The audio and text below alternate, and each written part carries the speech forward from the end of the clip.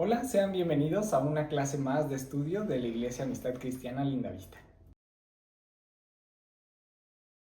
El día de hoy vamos a continuar con el estudio de Salmos. Hoy toca el Salmo número 10 y pues quisiera en esta clase comenzar leyendo todo el Salmo, después orar y después irlo desglosando juntos para que esto quede más claro y que podamos entender un poquito más de un aspecto más de Dios. Salmos 10, en el título dice plegaria pidiendo la destrucción de los malvados. Yo voy a leer y vamos a estar estudiando la versión Reina Valera 60, pero pues tú puedes ocupar alguna otra versión para enriquecer pues este estudio y las aplicaciones que pueda tener para tu vida. Versículo 1 dice: ¿Por qué estás lejos, oh Jehová, y te escondes en el tiempo de la tribulación? Con arrogancia el malo persigue al pobre, será atrapado en los artificios que ha ideado. ¿Por qué el malo se jacta del deseo de su alma? Bendice al codicioso y desprecia a Jehová. El malo, por la altivez de su rostro, no busca a Dios. No hay Dios en ninguno de sus pensamientos. Sus caminos son torcidos en todo tiempo. Sus juicios los tiene muy lejos de tu vista. A todos sus adversarios desprecia. Dice en su corazón: no seré movido jamás, y nunca me alcanzará el infortunio. Llena está su boca de maldición y de engaños y de fraude. Debajo de su lengua hay vejación y maldad. Se sienta en acechos cerca de las aldeas, en escondrijos mata al inocente. Sus ojos están acechando al desvalido. Acechan oculto como el león desde su cueva. Acecha para arrebatar al pobre. Arrebata al pobre trayéndolo a su red. Se encoge, se agacha y cae en sus fuertes garras muchos desdichados. Dicen en su corazón: Dios ha olvidado, ha encubierto su rostro y nunca lo verá. Levántate, oh Jehová, alza tu mano, no te olvides de los pobres. ¿Por qué desprecia el malo a Dios? En su corazón ha dicho: tú no lo inquirirás. Tú lo has visto, porque miras el trabajo y la vejación. Para dar la recompensa con tu mano, a ti se acoge el desvalido, y tú eres el amparo del huérfano. Quebranta tú el brazo del inicuo, y persigue la maldad del malo, hasta que no halles ninguna. Jehová es Rey eternamente y para siempre. De su tierra han perecido las naciones. El deseo de los humildes oíste, oh Jehová, y tú dispones su corazón y haces atento tu oído, para juzgar al huérfano y al oprimido, a fin de que no vuelva más a hacer violencia el hombre en la tierra. Este Salmos tiene dos contrastes, una parte del hombre malo y después una parte en la que exalta y destaca actitudes, acciones de Dios, posiciones de Dios. Bueno, a veces el corazón se nos llega de preguntas. La más honesta de todas estas, cuando estamos en algún problema, en alguna tribulación, es: Señor, Señor, ¿por qué estás lejos? ¿Por qué te escondes en el tiempo de la tribulación? Eso siente el salmista al principio de este salmo, y si somos sinceros, a veces nosotros también. Miramos alrededor y vemos cómo la injusticia se organiza, cómo la maldad se vuelve una estrategia y está devorando al mundo. A los jóvenes, a los adultos, a los desamparados, a las familias disfuncionales, a todos, ¿no? A los desprotegidos. El Salmo, conforme lo fuimos leyendo, dibuja el retrato del impío. Nos da los primeros versículos, tal vez como desde el 1 hasta el 14, hasta el 11. Nos habla sobre una imagen que tiene una persona impía, y nos va diciendo diferentes características. En el versículo 3 dice: se jacta del deseo de su alma, desprecia a Jehová. Y parte de esta imagen de una persona impía es el orgullo que es el combustible de todas las demás maldades, pensando o considerando que Él es mejor que Dios, despreciando a Dios y sus estatutos. Ese es el principio de toda la maldad. En el versículo 4 dice: no hay Dios en ninguno de sus pensamientos.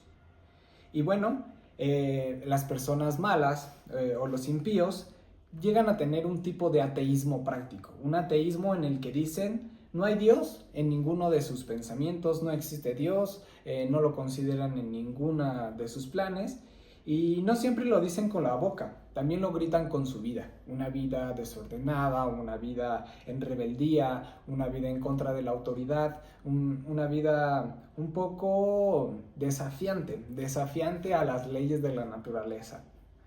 Así también, continuando en el versículo 5, nos da otro retrato de estos impíos que dice: sus caminos son torcidos y tus juicios, los juicios de Dios, los tienen lejos. A todos sus adversarios desprecia. Existe en esta parte de la maldad, de estar lejos de Dios, una autoconfianza ciega que va de la mano con el orgullo y también con este ateísmo práctico en el que no se considera a Dios. Se cree que sus caminos están bien, nadie lo juzga, esta persona impía es el Dios de su propio mundo. Y para él ese camino, como sea que se esté pintando en ese momento de su vida, está bien y así debería de seguir, ¿no? Para él existe una confianza ciega y no logra ver más allá de lo que está sucediendo. Hasta en su corazón, dice en el versículo 6, no seré movido y nunca me alcanzará el infortunio. Es muy dado en esta etapa en este personaje de un impío, cómo el orgullo se va empoderando y dice: a mí no me va a pasar. A todos los agarra la policía, a todos los tienen una consecuencia, pero a mí no me va a pasar. Creen como si la impunidad fuera eterna, como si no existiera un juicio, pero finalmente ya lo advirtió Eclesiastés en el libro de Eclesiastés, en el capítulo 8, versículo 11, que dice: cuando la sentencia no se ejecuta de inmediato, el corazón se dispone para hacer el mal. Y es parte de como continuar haciendo el malo y ir continuando como una bola de nieve en una avalancha, ¿no? Que va siendo cada vez más grande, más grande, hasta que llega el momento en el que llega ese momento de juicio, ese momento en el que te cachan, ese momento en el que cae esta persona injusta. Y bueno, esta persona impía continúa el Salmo mostrándonos diferentes aspectos. Ahora en el versículo 7 dice: llena está su boca de maldición, engaño y fraude. El daño empieza en la boca antes de que llegue a las manos. Comienza con amenazas, con el simple hecho de declarar que no hay Dios, el creer que a ti no te pasa nada y creer también que puedes entonces engañar a las demás personas, ¿no? Hacerlos partícipes de la maldad, llevarlos a una manipulación, llevarlos a un chantaje. Y bueno, eso es en la parte como inofensiva o como podría ser sutil, cuando la lengua empieza a dañar, pero también pueden ser maldiciones, pueden ser groserías, pueden ser amenazas, que pueden cada vez exponiendo más esta vida mala, impía, que a Dios no le agrada. En el versículo 8 y 9 dice: se sienta al acecho la persona impía, como un león en su cueva para arrebatar al pobre.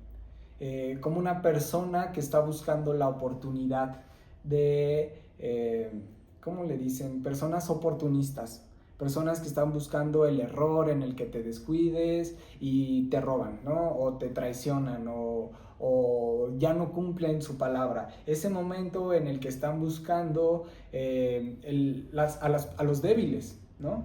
Y empieza a poner como una imagen similar a la de un león.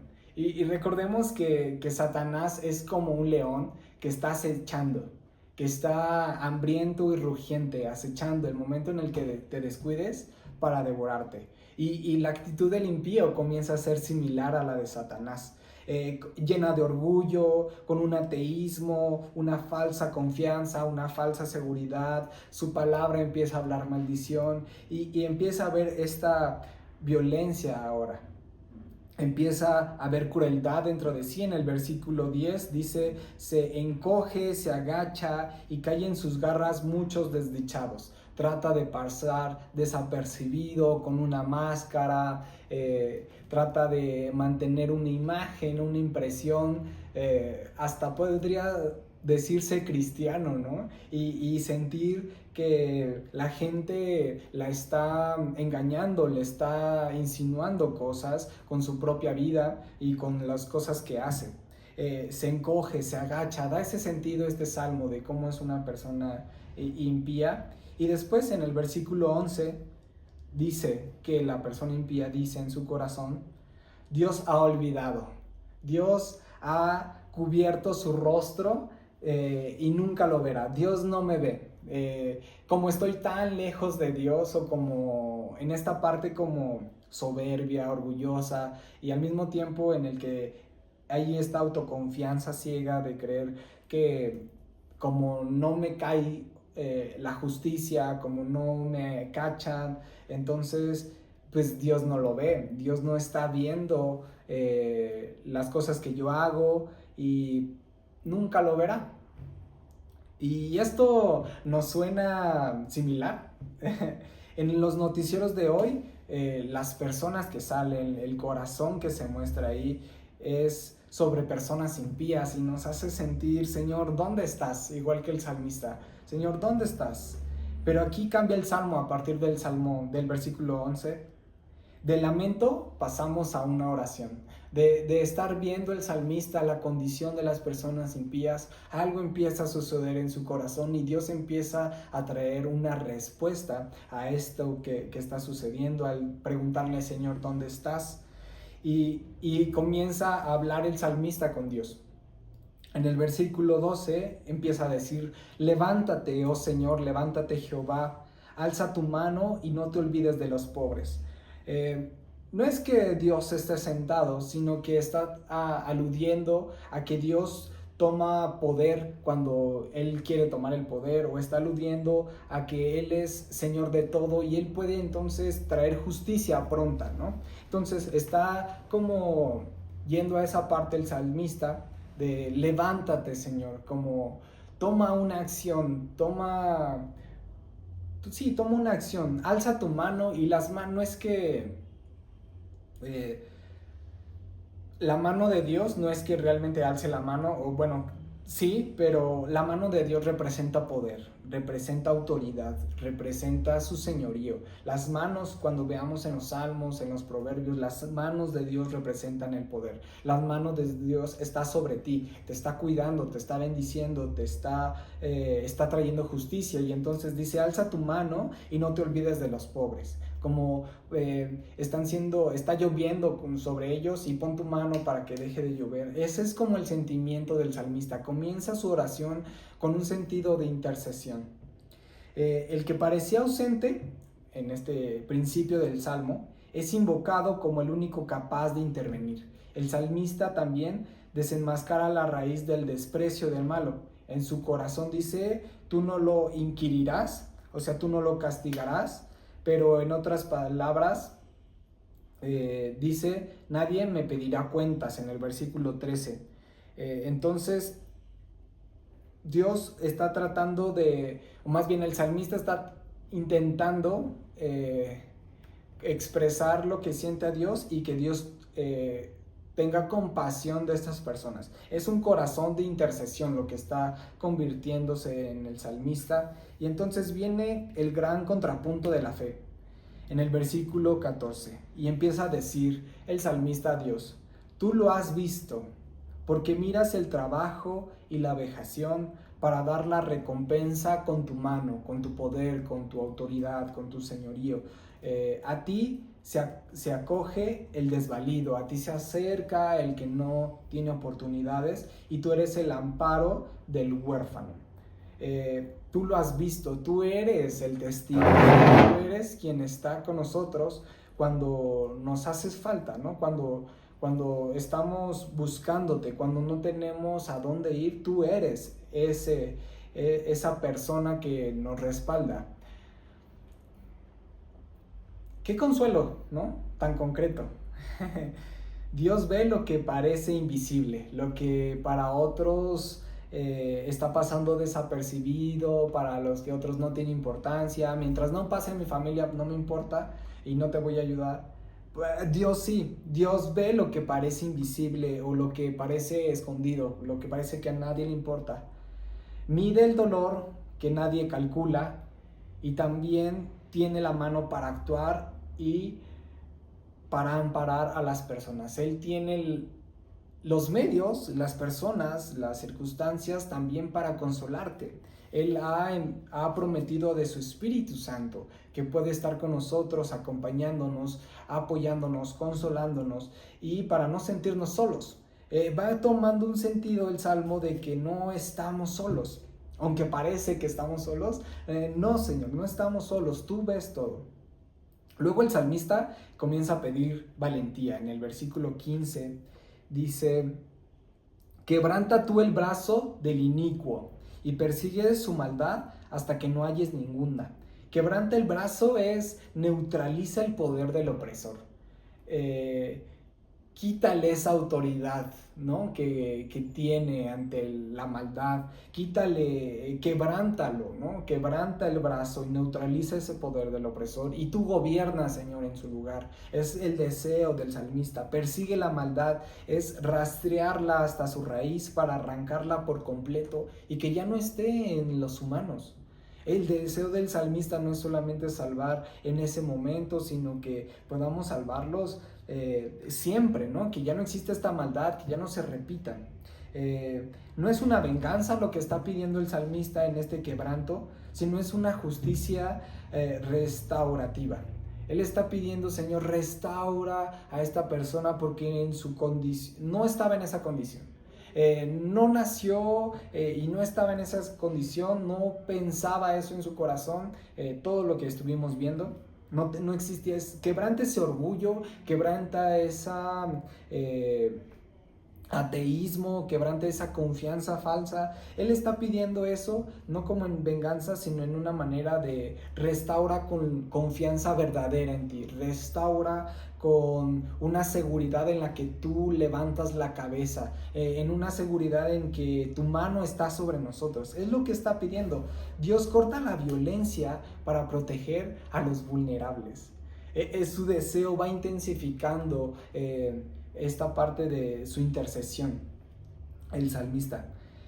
Y comienza a ir más arriba, ¿no? Su fe del salmista, y el versículo 16 dice: Jehová es rey eternamente. En su oración, en esto que está reconociendo a Dios, viene esta imagen a su mente y dice: Jesús es rey eternamente, Él es el Señor.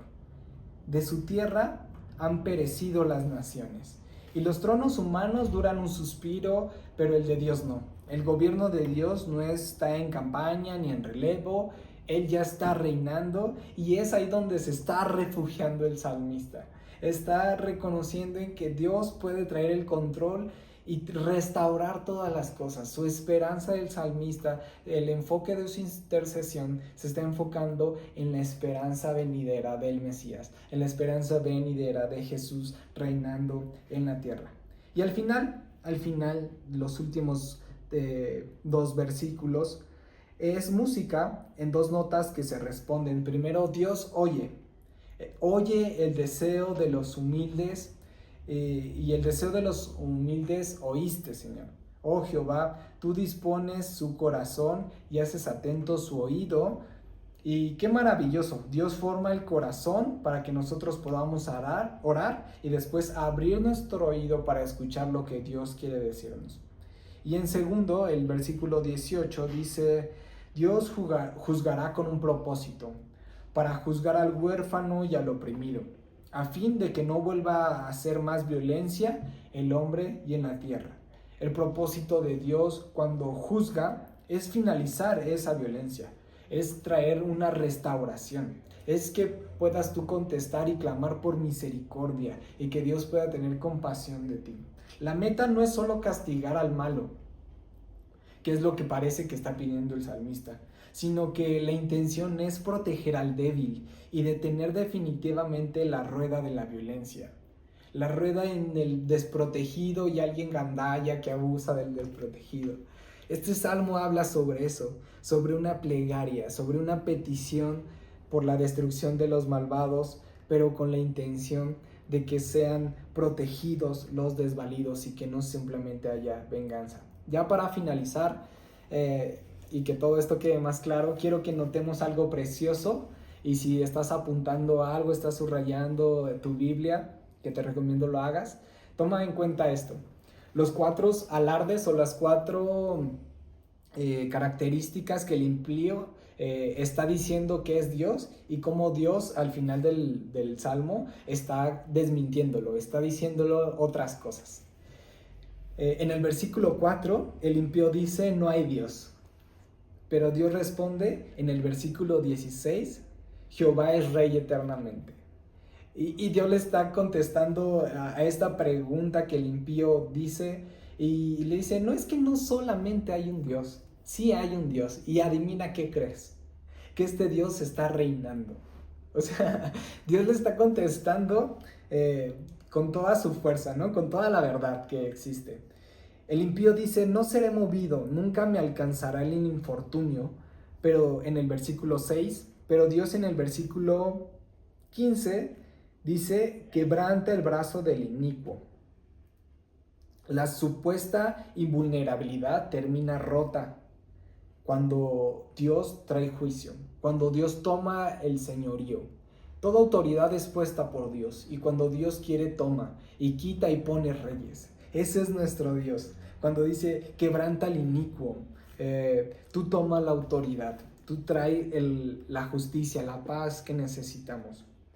Después, el impío dice: Dios ha olvidado, nunca verá lo que he hecho, versículo 11, y Dios le responde en el versículo 14: tú lo has visto, mira el trabajo y la vejación.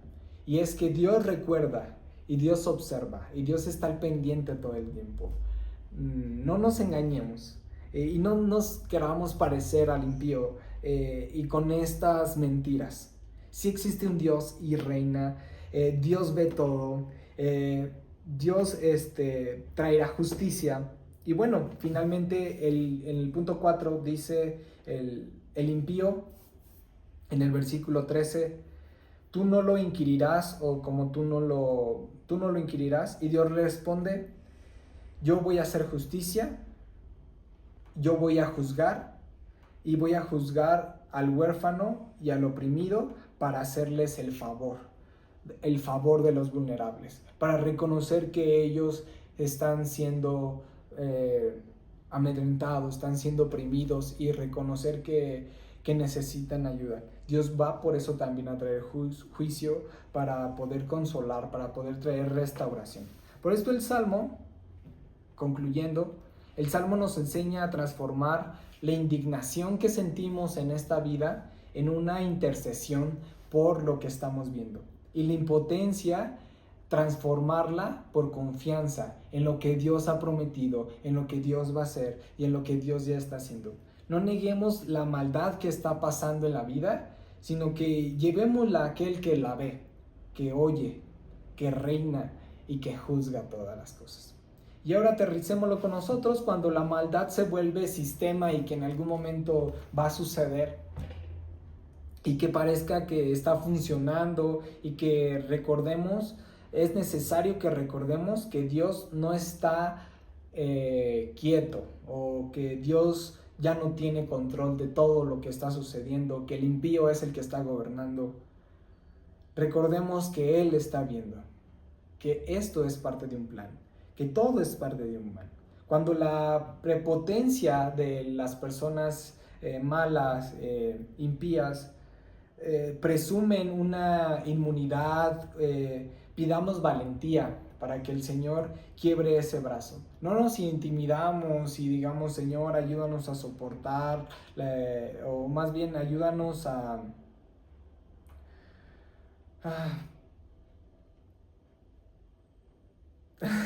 Señor, tú quiebra ese brazo, ¿no? Tú quiebra ese brazo, danos la valentía para enfrentar la maldad, para traer restauración, el reino de los cielos aquí. Ayúdanos a poner orden, Señor. Ayúdanos a ser partícipes de tu plan. No solamente a conocer tu plan, sino ayúdanos a ser partícipes. Señor, quiebra ese brazo, danos la valentía, desactiva ese poder del absoluto y enseñoréate, Señor, de las tinieblas, de los endemoniados, de todo lo que estés atrás de lo que no vemos, Señor.